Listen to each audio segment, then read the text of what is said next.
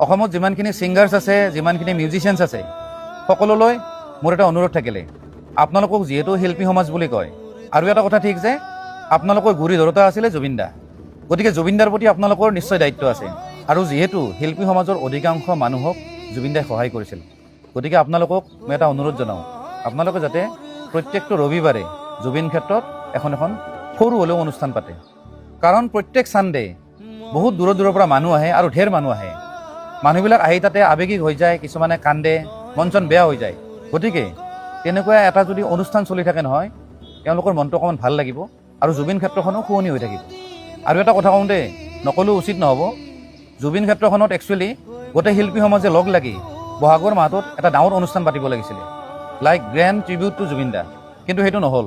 ঠিক আছে, নহ'ল নাই, কিন্তু অনাগত দিনত প্ৰত্যেকটো ৰবিবাৰে যাতে আপোনালোকে তাত এখন সৰু হ'লেও অনুষ্ঠান পাতে। এইটো ক্ষেত্ৰত মই জানো চৰকাৰে পাৰ্মিশ্যন দিবই, আৰু চৰকাৰে যদি পাৰ্মিশ্যন নিদিয়ে তাৰ কাৰণে আমিও লাগিম, আমিও যুঁজিম। এইটো মোৰ ব্যক্তিগত মন্তব্য দেই। যিখিনি মানুহে ভিডিঅ'টো চাইছে, কাইণ্ডলি আপোনালোকে কমেণ্ট কৰি জনাওক যে এনেকুৱা এখন অনুষ্ঠান প্ৰত্যেক ৰবিবাৰে হ'ব লাগেনে নাই জুবিন ক্ষেত্ৰত, য'ত জুবিন দাৰ নতুন পুৰণি সকলো গীত বাজি থাকে। ধন্যবাদ।